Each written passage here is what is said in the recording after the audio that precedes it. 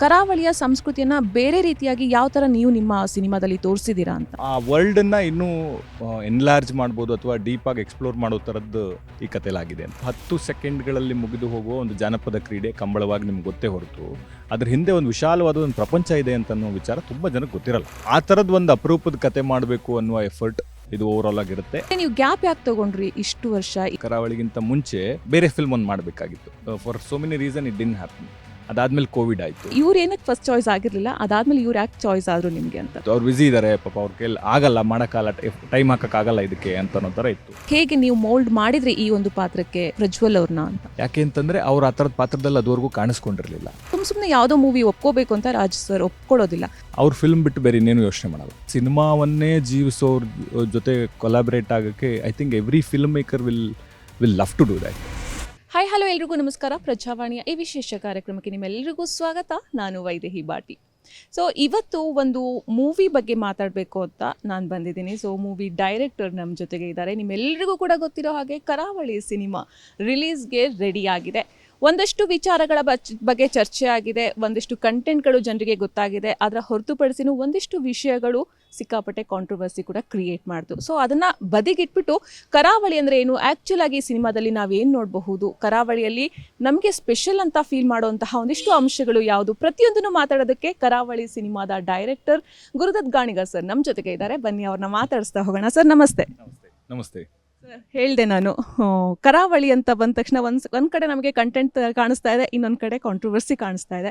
So as of ನಾವು ಕಾಂಟ್ರವರ್ಸಿನ ನಾವು ಬದಿಗಿಟ್ಬಿಡೋಣ, content ಬಗ್ಗೆ ಮಾತಾಡ್ತಾ ಹೋಗೋಣ. ಸೊ ನಾವು ಆವಾಗ ಒಂದು ಟ್ರೇಲರಲ್ಲಿ ನೋಡಿದಾಗ ರಾಜ್ ಸರ್ ಏನು ಬರ್ತಾರಲ್ವಾ, ಸೊ ಅವರ ಒಂದು ಸ್ಕ್ರೀನಲ್ಲಿ ನಾವು ನೋಡಿದಾಗ ಒಂದು ಡೈಲಾಗ್ ಎಲ್ರಿಗೂ ಕೂಡ ಈಗಲೂ ನೆನಪಿದೆ, ಇದು ಬರೀ ಕುರ್ಚಿಯಲ್ಲ ಪ್ರತಿಷ್ಠೆಯ ಪಿಶಾಚಿ. ಸೊ ಅದ್ರ ಬಗ್ಗೆ ಹೇಳೋದಾದ್ರೆ, ಸೊ ಇದರಲ್ಲಿ ಸಿಕ್ಕಾಪಟ್ಟೆ ಡೈಮೆನ್ಷನ್ ಇದೆ.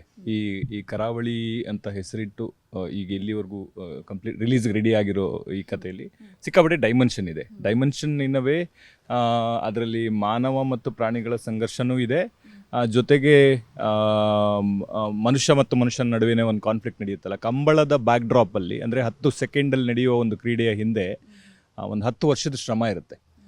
ಎಷ್ಟರ ಮಟ್ಟಿಗೆ ಅಂತಂದರೆ forget about winning the race, ಒಂದು ಜೋಡಿಯ ಕೋಣವನ್ನು ಟ್ರೈನ್ ಮಾಡಿ ಕಂಬಳದ ಗದ್ದೆಗೆ ತಂದು ನಿಲ್ಲಿಸೋದಕ್ಕೆ 5, 10, 15 ವರ್ಷ ಟೈಮ್ ತೊಗೊಳುತ್ತೆ.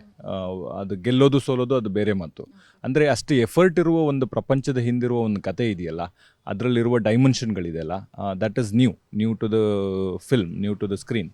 ಸೊ ಆ ಥರದ್ದು ಒಂದು ಅಪರೂಪದ ಕತೆ ಮಾಡಬೇಕು ಅನ್ನುವ ಎಫರ್ಟ್ ಇದು ಓವರಾಲ್ ಆಗಿರುತ್ತೆ. ಆ ಥರದ ಡೈಮೆನ್ಷನ್ ಕಾಣಿಸುತ್ತೆ ನಿಮಗೆ. ಮನುಷ್ಯ ಮತ್ತು ಪ್ರಾಣಿ ಅಥವಾ ಮನುಷ್ಯ ಮತ್ತು ಮನುಷ್ಯ ಅನ್ನೋದಕ್ಕಿಂತ ಅದರಲ್ಲಿರುವ ಲೇಯರ್ಗಳು ಕಾಣಿಸ್ಬೋದು. ಅದರಲ್ಲಿ ಬೇರೆ ಬೇರೆ ಲೇಯರ್ಗಳಿರ್ಬೋದು. ಫಾರ್ ಎಕ್ಸಾಂಪಲ್, ಪ್ರತಿ ಕಂಬಳಕ್ಕೂ 2 ಕ್ಯಾಟಗರಿ ಇದೆ. ಒಂದು ಒಬ್ಬ ಸಾಮಾನ್ಯ ಮನುಷ್ಯ, ಅವನಿಗೆ ಯಾವುದೇ ಫೈನಾನ್ಷಿಯಲ್ ಬ್ಯಾಕ್ ಡ್ರಾಪ್ ಇಲ್ದಿರೋ ಒಬ್ಬ ಸಾಮಾನ್ಯ ಮನುಷ್ಯ ತನ್ನ ಮನೆಯ ಕೃಷಿ ಚಟುವಟಿಕೆಗೆ ಬಳಸುವ ಕೋಣಗಳನ್ನು ತಗೊಂಬಂದು ಕಂಬಳದ ಗದ್ದೆಯಲ್ಲಿ ಓಡಿಸ್ತಾನೆ. ಅವನಿಗೆ ಕಂಬಳ ಅಂತ ಅನ್ನೋದು ಒಂದು ಚಟ. ಅವನ ಕಂಬಳದ ಮೇಲೆ ವಿನಾಕಾರಣ ಪ್ರೀತಿ, ಅವನು ಗೆಲ್ಲಬೇಕು ಅನ್ನೋ ಯಾವುದೇ ಆಸೆ ಇರೋದಿಲ್ಲ. ಆದರೆ ಇನ್ನೊಂದು ಕಡೆ 1 ಕೋಟಿ ಕೊಟ್ಟು ಒಂದು ಕೋಣ ತಗೋತಾರೆ, ಅದನ್ನು 1 ಕೋಟಿಯ ಕೋಣಕ್ಕೆ ಜೊತೆ ಮಾಡ್ತಾರೆ, ಅದನ್ನು ಒಂದು AC ಕಂಪಾರ್ಟ್ಮೆಂಟಲ್ಲಿಟ್ಟು ಸಾಕಿ ಅದನ್ನು ಮನೆಯವ್ರಿಗಿಂತ ಮಕ್ಕಳಿಗಿಂತ ಚೆನ್ನಾಗಿ ನೋಡ್ಕೋತಾರೆ. ಅವು ಇಳ್ಕೊಂಬಂದರೆ ಸ್ವಿಮ್ಮಿಂಗ್ ಪೂಲ್ ಒಳಗಡೆ ಟ್ರಾವೆಲ್ ಮಾಡ್ತವೆ, ಅಷ್ಟು ಚೆನ್ನಾಗಿ ನೋಡ್ಕೋತಾರೆ. ಇಮ್ಯಾಜಿನ್ ಮಾಡಿ, ಎಲ್ಲಾದರೂ ಈ ಫಸ್ಟ್ ಕ್ಯಾಟಗರಿಯ ಕೋಣಗಳು ಸೆಕೆಂಡ್ ಕ್ಯಾಟಗರಿಯ ಕೋಣಗಳು ಎದುರುಗಡೆ ಏನಾದರೂ ಆಕಸ್ಮಿಕವಾಗಿ ಗೆದ್ದು ಬಿಟ್ಟರೆ ಯಾವ ಥರದ್ದು ಒಂದು ಈಗೋ ಕ್ಲಾಶ್ ಆಗ್ಬೋದು ಅಂತ ಇಮ್ಯಾಜಿನ್ ಮಾಡಿ. So it has so many dimension ಅಂತ. ಈ ಕರಾವಳಿಗೆ ಸಂಬಂಧಪಟ್ಟಂತೆ ನಾವು ಇದು ಫಸ್ಟ್ ಮೂವಿ ಅಲ್ಲ, ಕರಾವಳಿ ಸಂಸ್ಕೃತಿ ಅಲ್ಲಿ ಏನಾಗುತ್ತೆ, ಅಲ್ಲಿಯ ಒಂದಿಷ್ಟು ಭೂತಕೋಲ ಆಗಿರಬಹುದು, ಅಲ್ಲಿಯ ಒಂದಿಷ್ಟು ಆರಾಧನೆಗಳಾಗಿರ್ಬೋದು, ದೈವಗಳಾಗಿರ್ಬೋದು, ಸೇಮ್ ಕಂಬಳ ಆಗಿರ್ಬೋದು. ನಾವು ಇದು ಫಸ್ಟ್ ಮೂವಿ ನೋಡ್ತಾ ಇಲ್ಲ. ನಮಗೆ ಇದೆಲ್ಲವೂ ಪರಿಚಯ ಮಾಡಿದ್ದು ಕಾಂತಾರ ಅನ್ನುವಂತಹ ಒಂದು ಬಿಗ್ ಹಿಟ್ ಮೂವಿ. ಸೊ ಅದೆಲ್ಲವನ್ನ ಹೊರತುಪಡಿಸಿದ್ರೆ, ಸೊ ನಮಗೆ ಇವಾಗ ಕಂಬಳ ಏನು ಅನ್ನೋದು ಆ ಮೂವಿಯಿಂದ ನಮಗೆ ಗೊತ್ತಾಗಿದೆ. ಅದನ್ನು ಹೊರತುಪಡಿಸಿದ್ರೆ ಕರಾವಳಿಯ ಸಂಸ್ಕೃತಿಯನ್ನು ಬೇರೆ ರೀತಿಯಾಗಿ ಯಾವ ಥರ ನೀವು ನಿಮ್ಮ ಸಿನಿಮಾದಲ್ಲಿ ತೋರಿಸಿದ್ದೀರಾ ಅಂತ? ಅದೇ ಅಂದರೆ ನೋಡಿ, ಎಲ್ಲರೂ ನೋಡಿರುವ 10 ಸೆಕೆಂಡ್ಗಳಲ್ಲಿ ಮುಗಿದು ಹೋಗುವ ಒಂದು ಜಾನಪದ ಕ್ರೀಡೆ ಕಂಬಳವಾಗಿ ನಿಮ್ಗೆ ಗೊತ್ತೇ ಹೊರತು ಅದ್ರ ಹಿಂದೆ ಒಂದು ವಿಶಾಲವಾದ ಒಂದು ಪ್ರಪಂಚ ಇದೆ ಅಂತ ಅನ್ನೋ ವಿಚಾರ ತುಂಬ ಜನಕ್ಕೆ ಗೊತ್ತಿರಲ್ಲ. Generally if they are not from coastal side of Karnataka, ಎಷ್ಟು ವರ್ಷಗಳ ಇತಿಹಾಸ ಇರುವ ಒಂದು ವಿಶಾಲವಾದ ಒಂದು ಬ್ಯಾಕ್ ಡ್ರಾಪ್ ಇರುವಂಥ ಒಂದು ಸ್ಪೋರ್ಟ್ಸ್ ಅಂತ ಅನ್ನೋದು ಯಾವ ಕಾರಣಕ್ಕೂ ಯಾರಿಗೂ ಗೊತ್ತಿರಲ್ಲ.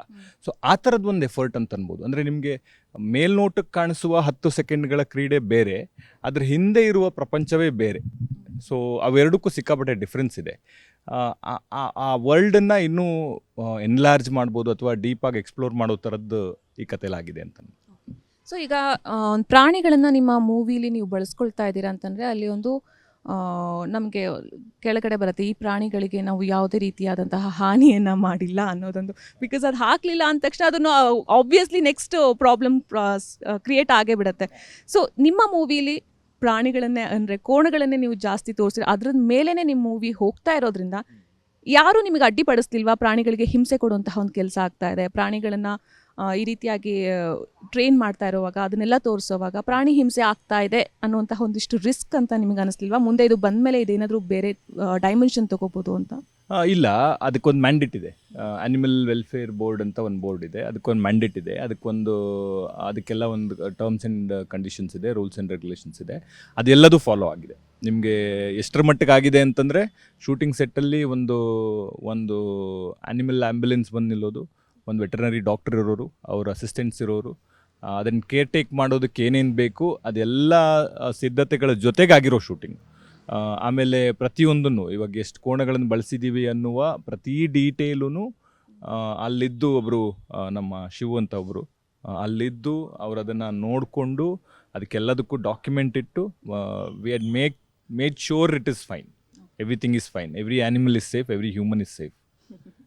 ಓಕೆ ಸರ್, ನಿಮ್ಮದು ಸಿನಿಮಾ ನೋಡ್ತಾ ಹೋದರೆ ಇವಾಗ ನಿಮ್ದು ಲಾಸ್ಟ್ ನೀವು ಡೈರೆಕ್ಟ್ ಮಾಡಿದಂತಹ ಸಿನಿಮಾ ಅಂಬಿನಿಂಗ್ ವಾಯ್ಸ್ ಆಯಿತು. ಅದಾದಮೇಲೆ ಅದು ಏನು ಹೇಳ್ಬೋದು ಅಂದರೆ ವಿಮರ್ಶಕರು ಅದನ್ನು ತುಂಬ ಚೆನ್ನಾಗಿ ಒಪ್ಕೊಂಡ್ರು, ಅದ್ರ ಬಗ್ಗೆ ತುಂಬ ಚೆನ್ನಾಗಿ ವಿಮರ್ಶೆ ಕೂಡ ಬರೆದ್ರು, ಒಂದು ಒಳ್ಳೆ ಒಪಿನಿಯನ್ ಇತ್ತು ಆ ಮೂವಿ ಬಗ್ಗೆ. ಬಟ್ ಅದಾದಮೇಲೆ ನೀವು ಯಾಕೆ ಇಷ್ಟೊಂದು ಗ್ಯಾಪ್ ತೊಗೊಂಡ್ರಿ ಅಂತ? ಯಾಕಂದರೆ ಒಂದು ಹೋಪ್ಸ್ ಇತ್ತು. ಸೊ ಗುರುದತ್ ಸರಿಂದ ಈ ರೀತಿಯಾದಂತಹ ಒಂದು ಮೂವಿ ಮತ್ತೆ ಎಕ್ಸ್ಪೆರಿಮೆಂಟಲ್ ಮೂವಿ ಬರಬಹುದು, ಅವರಿಂದ ಒಂದು ಒಳ್ಳೊಳ್ಳೆ ಕಂಟೆಂಟ್ ಬರ್ಬೋದು ಅಂತ ಎಕ್ಸ್ಪೆಕ್ಟ್ ಮಾಡ್ತಾಯಿದ್ರು ಜನ.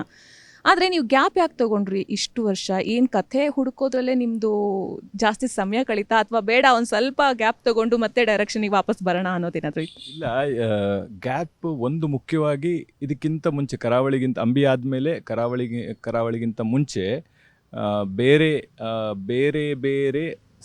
ಫಿಲ್ಮ್ ಒಂದು ಮಾಡಬೇಕಾಗಿತ್ತು. For so many reason it didn't happen. ಅದಾದಮೇಲೆ ಕೋವಿಡ್ ಆಯಿತು.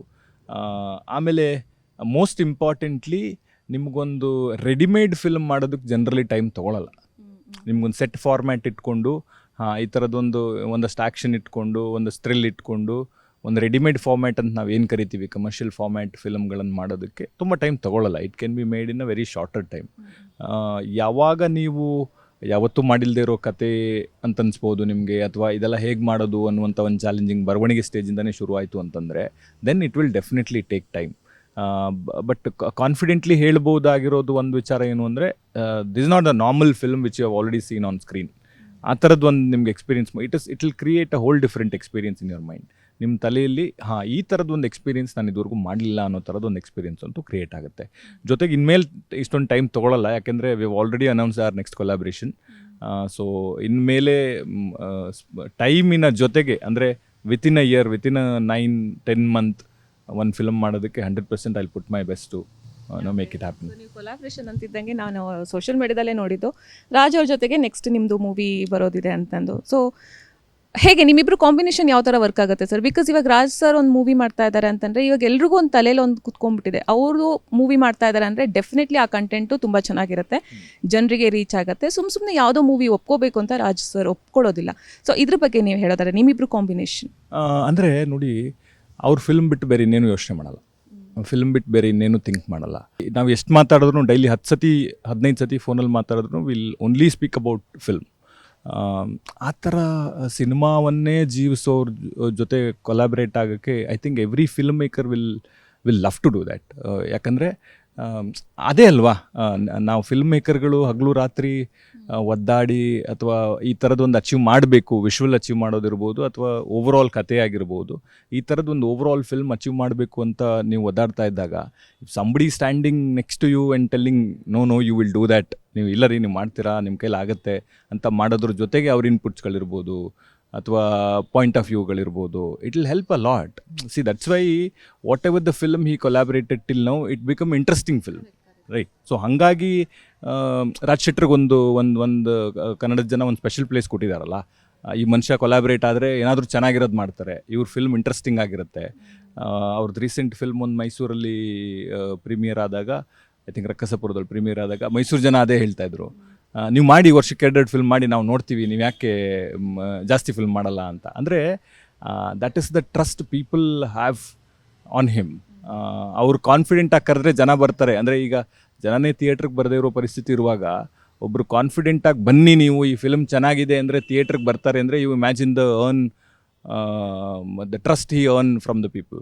I think that's very good, and any filmmaker would love to collaborate with him in that case. Yeah. So ನೀವು ಹೇಳ್ದಂಗೆ ಪ್ರೆಸ್ ಮೀಟಲ್ಲಿ ಹೇಳಿದ್ರಿ Raj sir was not your first choice for this movie.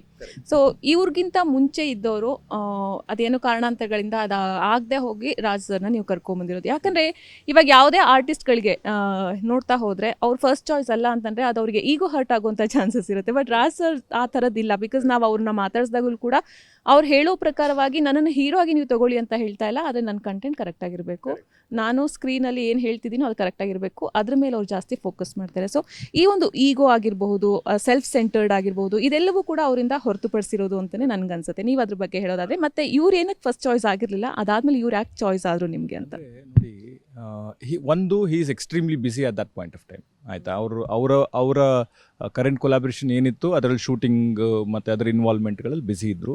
ಆಮೇಲೆ ಅದು ಕಾಣಿಸ್ತಾ ಇತ್ತು, ಕಣ್ಮುಂದೆ ಕೂಡ ಕಾಣಿಸ್ತಿತ್ತು, ಅವ್ರು ಬ್ಯುಸಿ ಇದ್ದಾರೆ, ಪಾಪ ಅವ್ರ ಕೈಯಲ್ಲಿ ಆಗಲ್ಲ, ಮಾಡೋಕ್ಕಾಗಲ್ಲ, ಟೈಮ್ ಹಾಕೋಕ್ಕಾಗಲ್ಲ ಇದಕ್ಕೆ ಅಂತ ಅನ್ನೋ ಥರ ಇತ್ತು. ಆಮೇಲೆ we tried one round with everybody from other language, from Kannada, ಅಲ್ಲಿ ಎಲ್ಲ ಲ್ಯಾಂಗ್ವೇಜ್ಗಳಲ್ಲೂ ಪ್ರಯತ್ನ ಮಾಡಿದ್ವಿ. ಅದು ಯಾಕೋ ಸಂಭವ ಆಗಲಿಲ್ಲ. ಆಮೇಲೆ ನಾನು ಇನ್ನೊಂದು ನಂಬೋ ವಿಷಯ ಏನು ಅಂತಂದರೆ, ಒಂದು ಫಿಲ್ಮ್, ಒಂದು ಕತೆ, ಒಂದು ಪಾತ್ರ ಇದೆಯಲ್ಲ, ಅದರ ಡೆಸ್ಟಿನಿನ ಹೆಚ್ಚು ಕಡಿಮೆ ಅದೇ ಹುಡ್ಕೊಬಿಡುತ್ತೆ. ನಾವು ಎಷ್ಟಾದರೂ ಎಫರ್ಟ್ ಹಾಕ್ಬೋದು, ಅದು ಹುಡುಕ್ತಾ ಹೋಗುತ್ತೆ. ನೋಡಿ, ಊರೆಲ್ಲ ಒಂದು ಸುತ್ಕೊಂಡ್ಬಂದಮೇಲೆ ದೆನ್ ವಿ ಹ್ಯಾವ್ ರಿಯಲೈಸ್ಡ್ ಇಲ್ಲ ಆಗ್ತಿಲ್ಲ. Then finally went and met and approached him. Initially he was tied up, he couldn't do it, ಮಾಡೋಕ್ಕೆ 100% ಆಗಲ್ಲ ಅನ್ನೋ ಥರ ಇತ್ತು situation. Then he heard the story, then he saw the visual whatever we shot, then somehow we decided to support. It is not that collaboration. ಇಲ್ಲ, ಈ ಥರದ ಮೇಕರ್ಗಳಿಗೆ, ಈ ಥರದ ಟೀಮ್ಗೆ ಒಂದು ಪುಷ್ ಮಾಡಬೇಕು, ಸಪೋರ್ಟ್ ಮಾಡಬೇಕು, ಕೊಲಾಬ್ರೇಟ್ ಆಗಬೇಕು ಅನ್ನೋ ಥರದ್ದು. ಸೊ ನಾವು he become more than a friend, more than a brother. We speak a lot, we discuss a lot only about film. I think ಇನ್ ಆ ಟರ್ಮ್ಸಲ್ಲಿ ನೋಡಿದ್ರೆ ಆ ಮಹಾವೀರನ ಪಾತ್ರ ಏನಿದೆ ಅಲ್ಲ, ಅದೇ ಅದರ ಡೆಸ್ಟಿನಿನ ಹುಡ್ಕೊಂಡು ಟ್ರಾವೆಲ್ ಮಾಡ್ತು ಅಂತ ಅನ್ಬೋದು ಅನ್ಸುತ್ತೆ. ಅವರು ಒಂದೇ ಇದಕ್ಕೆ ಸ್ಟಿಕ್ ಆಗಲ್ಲ. ಅವ್ರ ಜೊತೆ ಮಾತಾಡಿದಾಗ, ಅವರ ಜೊತೆ ಇರೋರ ಜೊತೆ ಮಾತಾಡಿದಾಗ ಹೇಳೋದು ಒಂದೇ ವಿಷಯ. ಏನಪ್ಪ ಅಂತಂದರೆ, ಇವಾಗ ರಾಜ್ ಸರ್ನ ಒಂದು ಫಿಲ್ಮ್ಗೆ ಕಾಸ್ಟ್ ಮಾಡ್ತಾ ಇದ್ದಾರೆ ಅಂತಂದರೆ ಬರೀ ಅವ್ರ ರೋಲ್ ಒಂದೇ ಅವ್ರು ನೋಡ್ತಾ ಹೋಗಲ್ಲ. ಇಡೀ ಟೆಕ್ನಿಕಲ್ ಟೀಮ್ ಜೊತೆ ಅವರು ಇರ್ತಾರೆ, ಮತ್ತು ಡೈರೆಕ್ಷನ್ ಟೀಮ್ ಜೊತೆ ಇರ್ತಾರೆ, ಪ್ರೊಡಕ್ಷನ್ ಟೀಮ್ ಜೊತೆ ಇರ್ತಾರೆ, ಬೇರೆ ಆರ್ಟಿಸ್ಟ್ಗಳ ಜೊತೆಗೆ ಮಿಂಗಲ್ ಆಗ್ತಾ ಇರ್ತಾರೆ, ತಮ್ಮದೇನು ಇನ್ಪುಟ್ಸ್ ಇದೆಯೋ ಅದನ್ನು ಕೊಡ್ತಾ ಇರ್ತಾರೆ.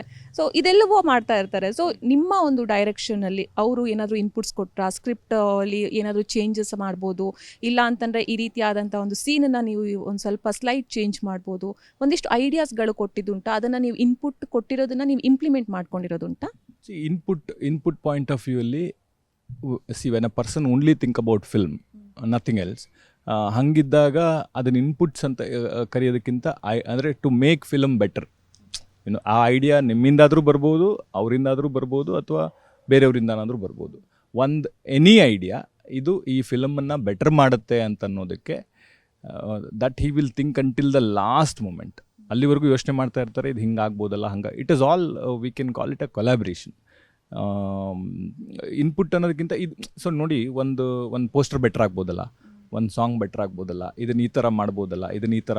ಒಬ್ಬ ಫಿಲ್ಮ್ ಮೇಕರ್ ಹೇಗೆ ಯೋಚನೆ ಮಾಡ್ತಾನೋ, ತನ್ನ ಸಿನಿಮಾ ಪ್ರತಿ ಹಂತದಲ್ಲಿ ಬೆಟರ್ ಆಗಬೇಕು, ಪ್ರತಿ ಹಂತದಲ್ಲಿ ಫೈನ್ ಟ್ಯೂನ್ ಆಗಬೇಕು, ಅಥವಾ ಈ ಕತೆ ಒಂದು ದಿ ಬೆಸ್ಟ್ ಕತೆಯಾಗಿ ಜನರ ಮುಂದೆ ಪ್ರೆಸೆಂಟ್ ಆಗೋದಕ್ಕೆ ಅದಕ್ಕೆ ಏನೇನು ಕ್ವಾಲಿಟಿ ಆ್ಯಡ್ ಆನ್ ಆಗಬೇಕು ಅಂತ ಒಬ್ಬ ಫಿಲ್ಮ್ ಮೇಕರ್ ಹಗಲು ರಾತ್ರಿ ಏನು ಎಫರ್ಟ್ ಹಾಕ್ತಾನೆ, ಅದೇ ಎಫರ್ಟನ್ನು ಒಬ್ಬರು ಆ್ಯಕ್ಟ್ರಾಗಿ ಕೊಲಾಬ್ರೇಟ್ ಆದವರು ಕೂಡ ಹಾಕಿದಾಗ ಎಷ್ಟು ಚೆನ್ನಾಗಿರುತ್ತಲ್ಲ. I think everybody should do it, right? So ಆ ಥರದ್ದು ಒಂದು ವ್ಯಕ್ತಿ ಅವರು. I think in that terms it is a great quality ಅಂತ. ಸೊ ವಿಜುವಲೈಸೇಷನ್ ಆಗಿರ್ಬೋದು, ಬ್ಯಾಕ್ಗ್ರೌಂಡ್ ಮ್ಯೂಸಿಕ್ ಆಗಿರಬಹುದು, ಕಾಸ್ಟಿಂಗ್ ವೈಸ್ ಆಗಿರಬಹುದು, ಓವರ್ ಆಲ್ ಕರಾವಳಿ ಅಂತಲೇ ನೀವು ಏನೇನು ಸೋಷಿಯಲ್ ಮೀಡಿಯಾದಲ್ಲಿ ಇವಾಗ ಬಿಟ್ಟಿದ್ದೀರಲ್ಲ ಅದೆಲ್ಲವನ್ನು ನೋಡ್ತಾ ಹೋಗೋದಾಯ್ತಂದರೆ ಜನಗಳಿಗೆ ಕಣ್ಣಿಗಂತೂ ಒಂದಿಷ್ಟು ಏನಂತಾರೆ ಸ್ಯಾಟಿಸ್ಫ್ಯಾಕ್ಷನ್ ಅಂತ ಹೇಳ್ತೀವಲ್ಲ, ಒಂದು ಮೂವಿ ನೋಡ್ಕೊಂಬಂದಿದ್ದೀವಿ, ಓಕೆ ಎಷ್ಟು ಚೆನ್ನಾಗಿರೋ ಮೂವಿ ನೋಡ್ಕೊಂಬಂದಿದ್ದೀವಿ, ಆ ವಿಜುವಲೈಸೇಷನ್ನ ಅವರು ನೆನಪಲ್ಲಿ ಇಟ್ಕೊಳ್ಳೋದು, ಮತ್ತು ಡೈಲಾಗ್ಸನ್ನು ನೆನಪಲ್ಲಿ ಇಟ್ಕೊಳ್ಳೋದು, ಸಾಂಗ್ಸನ್ನು ನೆನಪಲ್ಲಿ ಇಟ್ಕೊಳ್ಳೋದು, ಸಂಸ್ಕೃತಿನ ನೆನಪಲ್ಲಿ ಇಟ್ಕೊಳ್ಳೋದು, ಇದೆಲ್ಲವೂ ಕೂಡ ಆಗತ್ತೆ ಒಂದು ಸಿನಿಮಾ. ಆಮೇಲೆ ಫಿಲ್ಮ್ ಮೇಕರ್ ಕೂಡ ಇದನ್ನು ಎಕ್ಸ್ಪೆಕ್ಟ್ ಮಾಡ್ತಾರೆ, ನಾವು ಮಾಡಿದ್ದನ್ನು ಜನರು ನೆನಪಿಟ್ಕೋಬೇಕು ಅಂತ. ಸೊ ನಿಮ್ಮ ಒಂದು ಸಿನಿಮಾದಲ್ಲಿ ಬಂದಾಗ ವಿಜುವಲೈಸೇಷನು, ಬ್ಯಾಕ್ಗ್ರೌಂಡ್ ಮ್ಯೂಸಿಕ್ಕು ಅವೆಲ್ಲದ್ರ ಬಗ್ಗೆ ಹೇಳೋದಾಯ್ತಂದರೆ, ಹಾಗೆ ಥಿಯೇಟರಿಂದ ಜನಗಳು ಹೊರಗೆ ಹೋದಾಗ ಏನು ನೆನಪಿಟ್ಕೋಬೇಕು ಮೇನಾಗಿ ಅವ್ರಿಗೆ, ಇಲ್ಲ ಇದು ತಲೆಯಿಂದ ಹೋಗೋದೇ ಇಲ್ಲ ಅನ್ನೋಂತಹ ಒಂದು ಅಂಶ ಅಂದರೆ ಯಾವುದು? ಅಂದರೆ ನೋಡಿ, ಎಲ್ಲ ಫಿಲ್ಮ್ ಮೇಕರ್ ಒಂದು team film is A collective job. ಇದು ಯಾರಾದರೂ ಒಬ್ಬರಿಂದ ಆಯಿತು ಅಂತಂದರೆ ಅದು ನಂಬೋ ವಿಚಾರ ಅಲ್ಲ. ಅದಕ್ಕೆ ಎಲ್ಲರೂ ಅವರದ್ದೇ ಆದ ಒಂದು ಕಾಂಟ್ರಿಬ್ಯೂಷನ್ ಕೊಟ್ಟಿರ್ತಾರೆ.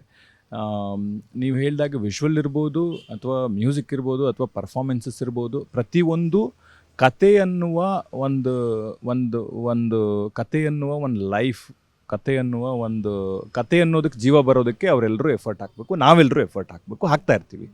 ಸೊ ಯಾವಾಗ ನೀವು ಪೂರ್ತಿ ಸಿನಿಮಾ ನೋಡಿ ಥಿಯೇಟ್ರಿಂದ ಆಚೆ ಬಂದಾಗ ನಿಮ್ಮ ತಲೆಯಲ್ಲಿ ಒಂದು ಕತೆ ಉಳ್ಕೊಳುತ್ತಲ್ಲ, ಒಂದು ಸ್ಟೋರಿಯಾಗಿ, ಓ ಈ ಥರದ್ದು ಒಂದು ಕತೆ ಅಲ್ಲ ಇದು ಅನ್ನುವ ನಿಮ್ಮನ್ನು ಒಂದು ಥಾಟ್ ಪ್ರಾಸೆಸ್ಗೆ ಅದನ್ನು ಪುಷ್ ಮಾಡಿದ್ರೆ ಆ್ಯಸ್ ಅ ಸ್ಟೋರಿಯಾಗಿ ಅದು ಗುಡ್, ಅದರಲ್ಲಿ ಕ್ವಾಲಿಟಿ ಇರುವಂಥ ಒಂದು ಕತೆ ಅಂತ ಅನ್ಬೋದು.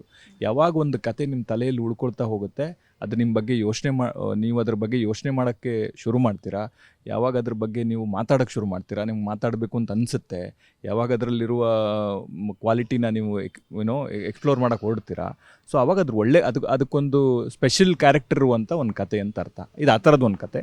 ಆಮೇಲೆ specifically come to special mention ಅಂತಂದರೆ DOP Abhimanyu Sadanandan visual will be celebrated a lot, or people will talk about it a lot. Sachin Basrur ಅನ್ನುವ ಒಂದು ಮ್ಯೂಸಿಕ್ ಟ್ಯಾಲೆಂಟ್ ಇದೆಯಲ್ಲ, ಜನ ಅದ್ರ ಬಗ್ಗೆ ಖಂಡಿತವಾಗ್ಲೂ ಮಾತಾಡ್ತಾರೆ. ಆಮೇಲೆ ಒಂದೊಂದು ಮಿತ್ರ ಅವರ ಪರ್ಫಾರ್ಮೆನ್ಸ್ ಬಗ್ಗೆ, ರಮೇಶ್ ಚಂದಿರ ಅವ್ರ ಪರ್ಫಾರ್ಮೆನ್ಸ್ ಬಗ್ಗೆ ಸ್ಪೆಷಲ್ ಆಗಿ ಮಾತಾಡ್ತಾರೆ. ಈ ಥರದ್ದೆಲ್ಲ ಡೆಫಿನೆಟ್ ಆಗಿ ಆಗುತ್ತೆ ಅಂತ ಅನ್ಕೊಂಡಿದ್ದೀನಿ ನಾನು. ಎಸ್, ಇದಾಗಿತ್ತು ಗುರುದತ್ ಸರ್ ಅವರ ಮಾತು. 24ನೇ ತಾರೀಕು ಕರಾವಳಿ ಮೂವಿ ರಿಲೀಸ್ ಆಗ್ತಾ ಇದೆ. ಸೊ ಸಿಕ್ಕಾಪಟ್ಟೆ ಹೈಪ್ ಅಂದ್ರೆ ಈ ಮೂವಿಗೆ ಕ್ರಿಯೇಟ್ ಆಗಿದೆ. ಕಂಟೆಂಟ್ ಕೂಡ ತುಂಬ ಚೆನ್ನಾಗಿದೆ ಅಂತ ಡೈರೆಕ್ಟರ್ ಹೇಳ್ತಾ ಇದ್ದಾರೆ. ಇದೇ 24ನೇ ತಾರೀಕು ನೀವು ಕೂಡ ಥಿಯೇಟರ್ಗೆ ಹೋಗಿ ಸಿನಿಮಾವನ್ನು ನೋಡಿ ಒಳ್ಳೆ ಕಂಟೆಂಟ್ ಇರುವಂತಹ ಕನ್ನಡ ಸಿನಿಮಾವನ್ನು ಗೆಲ್ಲಿಸಿ. ಕ್ಯಾಮ್ರಾ ಪರ್ಸನ್ ಪ್ರಶಾಂತ್ ಜೊತೆ ವೈದೇಹಿ, ಪ್ರಜಾವಾಣಿ, ಬೆಂಗಳೂರು.